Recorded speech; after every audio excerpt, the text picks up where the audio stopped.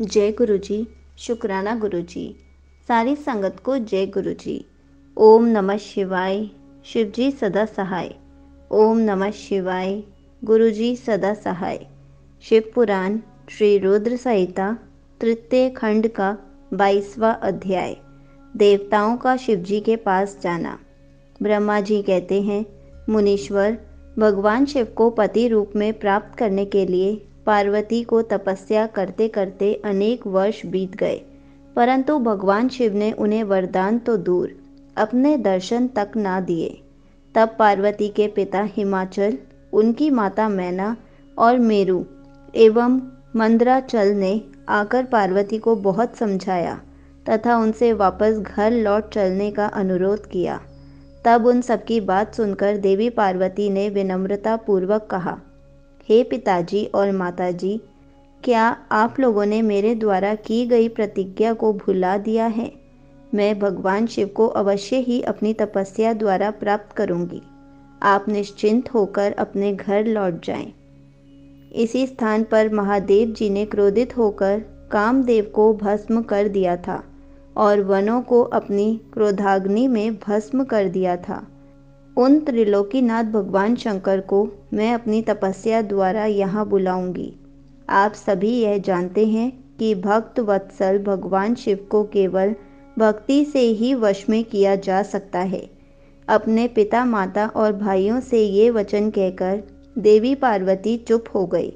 उन्हें समझाने आए उनके सभी परिजन उनकी प्रशंसा करते हुए वापस अपने घर लौट गए। अपने माता पिता के लौटने के पश्चात देवी पार्वती दुगुने उत्साह के साथ पुनः तपस्या करने में लीन हो गई। उनकी अद्भुत तपस्या को देखकर सभी देवता, असुर, मनुष्य, मुनि आदि सभी चराचर प्राणियों सहित पूरा त्रिलोक संतृप्त हो उठा। देवता समझ नहीं पा रहे थे कि पूरी प्रकृति क्यों उद्विग्न और अशांत है। यह जानने के लिए इंद्र व सब देवता गुरु बृहस्पति के पास गए। तत्पश्चात वे सभी मुझ विधाता की शरण में सुमेरु पर्वत पर पहुँचे। वहाँ पहुँचकर उन्होंने मुझे हाथ जोड़कर प्रणाम किया तथा मेरी स्तुति की। तब वे मुझसे पूछने लगे कि प्रभु, इस जगत के संतृप्त होने का क्या कारण है? उनका यह प्रश्न सुनकर मैंने त्रिलोकीनाथ भगवान शिव के चरणों का ध्यान करते हुए यह जान लिया कि जगत में उत्पन्न हुआ दाह देवी पार्वती द्वारा की गई तपस्या का ही परिणाम है। अतः सब कुछ जान लेने के उपरांत मैं इस बात को श्री हरि विष्णु को बताने के लिए देवताओं के साथ क्षीर सागर को गया। वहाँ श्री हरि सुखद आसन पर विराजमान थे। मुझ सहित सभी देवताओं ने विष्णु जी को प्रणाम कर उनकी स्तुति करना आरंभ कर दिया। तत्पश्चात मैंने श्री हरि से कहा, हे हरि, देवी पार्वती के उग्र तप से संतृप्त होकर हम सभी आपकी शरण में आए हैं। हम सबकी रक्षा कीजिए। भगवान, हमें बचाइए। हमारी करुण पुकार सुनकर शेषशय्या पर बैठे श्री हरि बोले, आज मैंने देवी पार्वती की इस घोर तपस्या का रहस्य जान लिया है, परंतु उनकी इच्छा को पूरा करना हमारे वश की बात नहीं है। अतः हम सब मिलकर त्रिलोकीनाथ भगवान शिव के पास चलते हैं। केवल वे ही हैं जो हमें इस विकट स्थिति से उबार सकते हैं।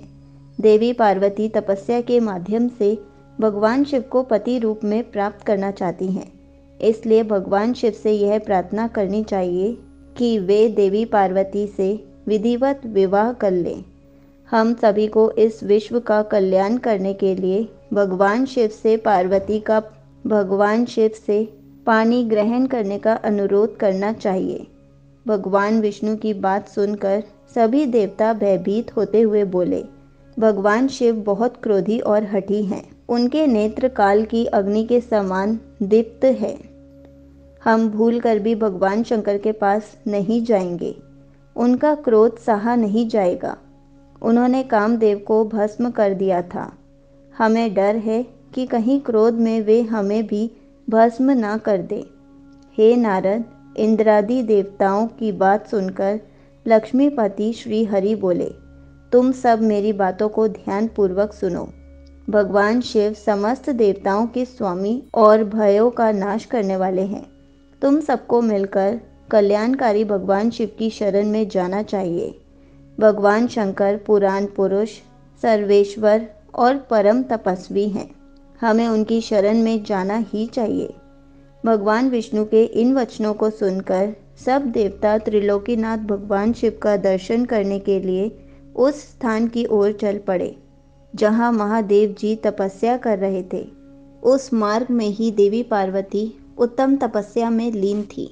उनके तप को देखकर सभी देवताओं ने प्रसन्नतापूर्वक उन्हें दोनों हाथ जोड़कर नमस्कार किया। तत्पश्चात उनके तप की प्रशंसा करते हुए मैं श्री हरि विष्णु और अन्य देवता भगवान शिव के दर्शनार्थ चल दिए। वहां पहुंचकर हम सभी देवता कुछ दूरी पर खड़े हो गए और हमने तुम्हें भगवान शिव के करीब यह देखने के लिए भेजा कि वे कुपित हैं या प्रसन्न। नारद, तुम भगवान शिव के परम भक्त हो तथा उनकी कृपा से सदा निर्भय रहते हो, इसलिए तुम भगवान शिव के निकट गए तथा तुमने उन्हें प्रसन्न देखा। फिर तुम वापस लौटकर हम सभी के पास आए तथा उनकी प्रसन्नता के बारे में हमें बताया। तब हम भगवान शिव के करीब गए। भगवान शिव सुखपूर्वक प्रसन्न मुद्रा में बैठे हुए थे। भक्त वत्सल भगवान शिव चारों ओर से अपने गणों से घिरे हुए थे और तपस्वी का रूप धारण करके योग पट पर आसीन थे।